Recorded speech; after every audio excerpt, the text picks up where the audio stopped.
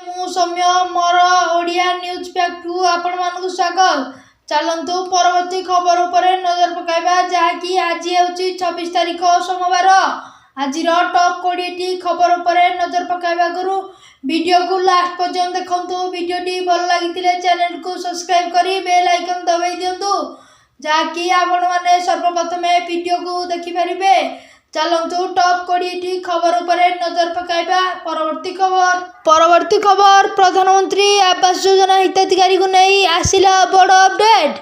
ସାରା ଭାରତରେ ଲକ୍ଷ ଲକ୍ଷ ପରିବାର ପାଇଁ ଏକ ସ୍ଥାୟୀ ଘର ପାଇବା ଆଉ କେବଳ ଏକ ସ୍ୱପ୍ନ ନୁହେଁ, ପ୍ରଧାନମନ୍ତ୍ରୀ ଆବାସ ଯୋଜନା ଜୀବନ ପରିବର୍ତ୍ତନ କରିଚାଲିଛି ଏବଂ 2026 ହିତାଧିକାରୀ ତାଲିକା ଏବେ ଆନୁଷ୍ଠାନିକ ଭାବରେ ପ୍ରକାଶ ପାଇଛି, ଯାହାକି ଏହି ଅପଡେଟ୍ ସେହି ଆବେଦନକାରୀଙ୍କ ପାଇଁ ଗୁରୁତ୍ୱପୂର୍ଣ୍ଣ ଯେଉଁମାନେ ତାଲିକାରେ ନିଜର ନାମ ଦେଖିବାକୁ ଅପେକ୍ଷା କରିଛନ୍ତି। ଅନଲାଇନ୍ ପ୍ରବେଶ, ଜିଲ୍ଲାୱାରୀ ତଥ୍ୟ ଏବଂ ସ୍ୱଚ୍ଛ ପେମେଣ୍ଟ ଟ୍ରାକିଂ ସହିତ ପ୍ରକ୍ରିୟାଟି ସହଜ ହୋଇଯାଇଛି। ପରବର୍ତ୍ତୀ ଖବର ପଦ୍ମଶ୍ରୀ ପୁରସ୍କାର ପାଇଁ ଓଡ଼ିଶାରୁ 4 ଜଣ ବ୍ୟକ୍ତିଙ୍କ ନାମ ଘୋଷିତ ହୋଇଛି।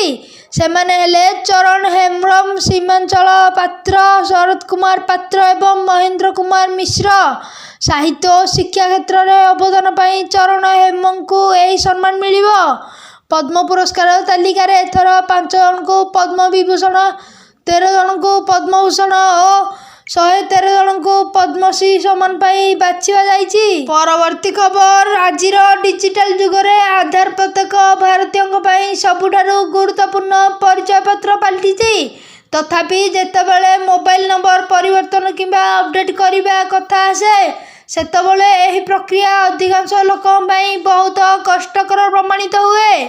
ଲମ୍ବା ଧାଡ଼ି, ବାରମ୍ବାର ଫର୍ମ ପୂରଣ କରିବା, ଡକ୍ୟୁମେଣ୍ଟ ଦାଖଲ କରିବା ଏବଂ ବହୁଦିନ ଧରି ଅନୁମୋଦନ ପାଇଁ ଅପେକ୍ଷା କରିବା ଏନେଇ ପାଇଁ ହତାଶାର କାରଣ ହୋଇଛି, ଯାହାକି ଏବେ ସେଇଟା ସୁଧାରିବାକୁ କହିଛନ୍ତି ମୁଖ୍ୟମନ୍ତ୍ରୀ। ପରବର୍ତ୍ତୀ ଖବର ଏବେ ଆଉ କ୍ରିକେଟ ଖେଳିବନି ପାକିସ୍ତାନ, ଅନ୍ତର୍ଜାତୀୟ ମ୍ୟାଚ୍ ଖେଳିବାକୁ ମିଳିବନି ପରମିଶନ, ଆଇସିସି ଛଡ଼ାଇ ନେବ ଅନେକ ମାନ୍ୟତା।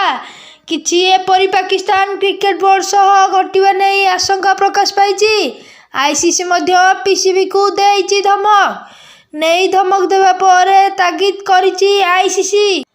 ପରବର୍ତ୍ତୀ ଖବର ଭାରତରେ ବିବିସିର ପୂର୍ବତନ ସମ୍ବାଦଦାତା ତଥା ବରିଷ୍ଠ ସାମ୍ବାଦିକ ସାର୍ ମାର୍କ ଟିଲ୍ ରବିବାର ନୂଆଦିଲ୍ଲୀରେ ଶେଷ ନିଶ୍ୱାସ ତ୍ୟାଗ କରିଛନ୍ତି। ବିବିସିର ତାଙ୍କର ପୂର୍ବତନ ସହଯୋଗୀ ସତୀଶ ଜ୍ୟାକବ୍ ତାଙ୍କ ପରଲୋକ ଖବର ପୁଷ୍ଟି କରିଛନ୍ତି।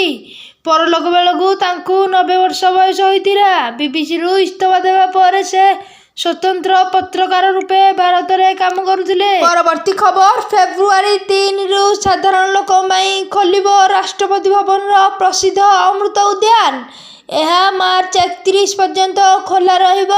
ଅମୃତ ଉଦ୍ୟାନକୁ ପୂର୍ବରୁ ମୋଗଲ ଗାର୍ଡେନ କୁହାଯାଉଥିଲା, ଯାହା ରାଷ୍ଟ୍ରପତି ଭବନ ପରିସର 15 ଏକର ବିଶାଳ କ୍ଷେତ୍ର ପରିବ୍ୟାପ୍ତ। ମୂଳତଃ ଏଥିରେ east in, central in, long garden ଏବଂ ଶୁକ୍ରଲା ଗାର୍ଡେନ ସାମିଲ ଥିଲା, ଯାହାକି ଏହି ଗାର୍ଡେନ ମାଗଣାରେ ଦେଖିପାରିବେ ଦର୍ଶକ।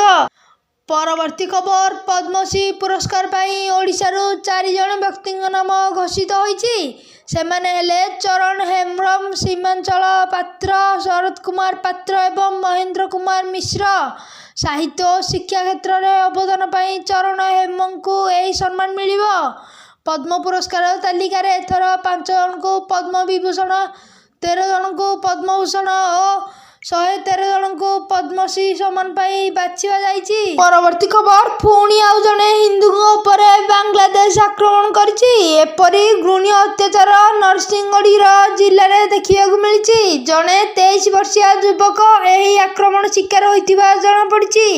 ଯୁବକଙ୍କୁ ଜାଳି ଦେବା ପରେ ହିନ୍ଦୁ ସମ୍ପ୍ରଦାୟରେ ଆତଙ୍କ ସୃଷ୍ଟି କରିଦେଇଛି। ପରବର୍ତ୍ତୀ ଖବର ଭାରତ ସରକାର ପଦ୍ମ ପୁରସ୍କାର ଘୋଷଣା କରିଛନ୍ତି। 45 ଜଣଙ୍କୁ ପଦ୍ମ ବିଭୂଷଣ, ପଦ୍ମ ଭୂଷଣ ଏବଂ ପଦ୍ମଶ୍ରୀରେ ସମ୍ମାନିତ କରାଯାଇଛି। ଗଣତନ୍ତ୍ର ଦିବସ ଗୋଟିଏ ଦିନ ପୂର୍ବରୁ ଆଜି ଏହି ଘୋଷଣା କରାଯାଇଛି। ରାଷ୍ଟ୍ରପତି ନିଜେ ଏହି ସମସ୍ତ ବ୍ୟକ୍ତି ବିଶେଷଙ୍କୁ ପୁରସ୍କାର ପ୍ରଦାନ କରିବେ। ସେମାନଙ୍କୁ ରାଷ୍ଟ୍ରପତି ଭବନରେ ସମ୍ମାନିତ କରିବେ। ଏହି ସମ୍ମାନ ବିଭିନ୍ନ କ୍ଷେତ୍ରରେ ଉଲ୍ଲେଖନୀୟ କାର୍ଯ୍ୟ କରିଥିବା ବ୍ୟକ୍ତିମାନଙ୍କୁ ଦିଆଯିବ। ତେବେ ଓଡ଼ିଶାରୁ 3 ଜଣଙ୍କୁ ମିଳିବ ପଦ୍ମଶ୍ରୀ ପୁରସ୍କାର। ପରବର୍ତ୍ତୀ ଖବର, ଜାତୀୟ ରାଜପଥରେ ଯାତ୍ରା କରୁଥିବା ଲକ୍ଷ ଲକ୍ଷ ଗାଡ଼ି ଚାଳକଙ୍କ ପାଇଁ ସରକାର ଏକ ବଡ଼ ଆଶ୍ୱସ୍ତି ଘୋଷଣା କରିଛନ୍ତି। ଲୋକମାନେ ପ୍ରାୟତଃ ଅଭିଯୋଗ କରିଛନ୍ତି ଯେ ରାସ୍ତା ନିର୍ମାଣ ସମୟରେ ମଧ୍ୟ ପୂରା ଟୋଲ୍ ଟିକସ ଆଦାୟ କରାଯାଏ। ଯେତେବେଳେ ଟ୍ରାଫିକ୍ ଜାମ୍, ଧୂଳି ଏବଂ ଅସୁବିଧା ଲାଗି ରହିଥାଏ, ଏହି ଚିନ୍ତାକୁ ଦୂର କରି କେନ୍ଦ୍ର ସରକାର ଟୋଲ୍ ଟିକସ ନିୟମରେ ଗୁରୁତ୍ୱପୂର୍ଣ୍ଣ ପରିବର୍ତ୍ତନ କରିଛନ୍ତି, ଯାହା ଯାତ୍ରୀଙ୍କ ପକେଟ ଉପରେ ବୋଝକୁ ଯଥେଷ୍ଟ ହ୍ରାସ କରିବ। ପରବର୍ତ୍ତୀ ଖବର, ମୁଖ୍ୟମନ୍ତ୍ରୀ ମୋହନ ଚରଣ ମାଝୀ ରବିବାର ଏକ ବଡ଼ ସୂଚନା ଦେଇଛନ୍ତି। ସେ କହିଛନ୍ତି ରାଜ୍ୟର ଏଆଇ ବା କୃତ୍ରିମ ବୁଦ୍ଧିମତ୍ତା ସ୍କୁଲ ଖୋଲିବା ଏଆଇ ଦିଗରେ ଓଡ଼ିଶା ଆଗେଇ ଚାଲିଥିବା କହିଛନ୍ତି ମୁଖ୍ୟମନ୍ତ୍ରୀ। ଏଆଇ କମ୍ପାନୀ ସର୍ବମ୍ ସହ ବୈଠକ ପରେ ମୁଖ୍ୟମନ୍ତ୍ରୀ ଏହି ସୂଚନା ଦେଇଛନ୍ତି। ଓଡ଼ିଶାରେ ଏଆଇ ବା କୃତ୍ରିମ ବୁଦ୍ଧିମତ୍ତା ସ୍କୁଲ ଖୋଲିବା ନେଇ ଖୁବ୍ ଶୀଘ୍ର ଚୁକ୍ତି ହେବ। ସୁରକ୍ଷିତ କୃତ୍ରିମ ବୁଦ୍ଧିମତ୍ତା ଇକୋସିଷ୍ଟମ୍ ପାଇଁ ସରକାର ପ୍ରୟାସ ଜାରି ରହିଥିବା ଜଣାପଡ଼ିଛି। ପରବର୍ତ୍ତୀ ଖବର, କୋରାପୁଟ ଜିଲ୍ଲାରେ ସାଧାରଣତନ୍ତ୍ର ଦିବସରେ ଆମିଷ ବ୍ୟାନ୍ ନିଷ୍ପତ୍ତି ବଦଳାଇଲେ ଜିଲ୍ଲାପାଳ। ଆସନ୍ତାକାଲି କୋରାପୁଟ ଜିଲ୍ଲାରେ ଆମିଷ ବିକ୍ରି ସ୍ୱାଭାବିକ ରହିବା। ଜାନୁଆରୀ 26 ସାଧାରଣତନ୍ତ୍ର ଦିବସ ଅବସରରେ କୋରାପୁଟ ଜିଲ୍ଲାରେ ଆମିଷ ଖାଦ୍ୟ ବିକ୍ରି ଉପରେ ଯେଉଁ ନିଷେଧାଦେଶ ଜାରି କରାଯାଇଥିଲା, ତାହାକୁ ଜିଲ୍ଲାପାଳ ପ୍ରତ୍ୟାହାର କରିଛନ୍ତି। ସମସ୍ତ ପରିସ୍ଥିତିକୁ ସୁଚିନ୍ତିତ ଭାବରେ ବିଚାର କରି କଟକଣା ହଟାଇଲେ ଜିଲ୍ଲାପାଳ। ପରବର୍ତ୍ତୀ ଖବର, ଚୀନ ନିଜ ଘରେ ଶତ୍ରୁ ପାଳୁଛି କହିଲା ଚୀନ। ଅନ୍ୟ ଦେଶ ଉପରେ ସବୁବେଳେ ନଜର ପକାଇ ଆସୁଥିବା ଚୀନ ରାଷ୍ଟ୍ରପତି ସି ଜିନପିଙ୍ଗଙ୍କୁ ନିଜ ଦେଶରେ ହିଁ ହତ୍ୟା କରିବାକୁ ଷଡ଼ଯନ୍ତ୍ର ହେଉଛି। ଏହାଥା ଆମେ କହୁନୁ, ଜାତୀୟ ଗଣମାଧ୍ୟମର ଏକ ରିପୋର୍ଟ ଏହା ପ୍ରକାଶ କରିଛି। ଚୀନ ସେନା ପୁଣି ଥରେ ଅଶାନ୍ତ ହୋଇପଡ଼ିଛି। ଚୀନ ପ୍ରତିରକ୍ଷା ମନ୍ତ୍ରାଳୟ ଗତକାଲି ନିଶ୍ଚିତ କରିଛି ଯେ ପିପୁଲ୍ସ ଲିବରେସନ ଆର୍ମିର ସବୁଠାରୁ ଶକ୍ତିଶାଳୀ ଜେନେରାଲଙ୍କ ମଧ୍ୟରେ ଜଣେ ଜାଙ୍ଗ ୱାକ୍ସି ତଦନ୍ତ ପରିସରକୁ ଆସିଛନ୍ତି। ପରବର୍ତ୍ତୀ ଖବର, ଘୋଷଣା ହେଲା ପୋଲିସ ସେବା ପଦକ। ସାହସିକତା ପାଇଁ ଓଡ଼ିଶାରୁ 4 ଜଣ ପାଇବେ ପଦକ। ଡିଏସ୍ପି ଅତୁଲ କୃଷ୍ଣ ଦାସ, ଏସ୍ଆଇ ପୂର୍ଣ୍ଣଚନ୍ଦ୍ର ପ୍ରଧାନ ପାଇବେ ସାହସିକତା ପଦକ। 2ରେ କନେଷ୍ଟବଳ ଘନଶ୍ୟାମ ସାହୁ ଓ ଥବିର ମାଝୀ ପାଇବେ ସାହସିକତା ପଦକ। ବିଶିଷ୍ଟ ସେବା ପାଇଁ ଓଡ଼ିଶାରୁ 2 ଜଣଙ୍କୁ ମିଳିବ ପଦକ। ଏଡିଜି ପ୍ରତୀକ ମହାନ୍ତି, ଡିସିପି ପ୍ରଫୁଲ୍ଲ ସିଂଙ୍କୁ ମିଳିବ ବିଶିଷ୍ଟ ସେବା ପଦକ। ପରବର୍ତ୍ତୀ ଖବର, ଦେଶରେ ପାହାଡ଼ିଆ ରାଜ୍ୟଗୁଡ଼ିକ ବର୍ତ୍ତମାନ ପ୍ରବଳ ତୁଷାରପାତ ହେଉଛି। ତୁଷାରପାତ ଯୋଗୁଁ ସବୁଠି ପର୍ଯ୍ୟଟକ ବହୁ ସଂଖ୍ୟାରେ ଉପସ୍ଥିତ ଅଛନ୍ତି। ଅନେକ ସ୍ଥାନରେ ହୋଟେଲଗୁଡ଼ିକ ଫୁଲ୍ ହୋଇଯାଇଛି। ଏହା ସହିତ ଲମ୍ବା ଟ୍ରାଫିକ୍ ଜାମ୍ ଲୋକଙ୍କ ଜୀବନକୁ ଅସ୍ତବ୍ୟସ୍ତ କରିସାରିଲାଣି। ପାଣିପାଗ ବିଭାଗ ଅନୁଯାୟୀ ତୁଷାରପାତ ଜାରି ରହିବ, ଯାହା କାରଣରୁ ଆଗାମୀ ଦିନ ପାଇଁ ସତର୍କତା ଜାରି କରାଯାଇଛି। ପ୍ରାୟ 3 ମାସ ଖରା ପରେ ଏହା ଋତୁର ପ୍ରଥମ ତୁଷାରପାତ। ମନାଲି ନିକଟରେ 100ରୁ ଅଧିକ ଯାନବାହନ ବରଫରେ ଖସି ରହିଛି। ଜମ୍ମୁ ଓ କାଶ୍ମୀର ମଧ୍ୟରେ ବହୁ ସଂଖ୍ୟକ ଲୋକ ଫସି ରହିଛନ୍ତି। ପରବର୍ତ୍ତୀ ଖବର, ହିନ୍ଦୀ ଭାଷାକୁ ନେଇ ଏତେ ଘୃଣା କାହିଁକି? ଏହି ପ୍ରଶ୍ନ ସେତେବେଳେ ଉଠୁଛି ଯେତେବେଳେ ତାମିଲନାଡୁ ମୁଖ୍ୟମନ୍ତ୍ରୀ ଏମିତି ଷ୍ଟାଇଲଙ୍କ ଏକ ବୟାନ ସାମ୍ନାକୁ ଆସିଛି। ସେ କହିଛନ୍ତି ହିନ୍ଦୀ ଭାଷା ନା କେବେ ଏଠି ଥିଲା, ନା ଅଛି, ନା ରହିବ ମଧ୍ୟ।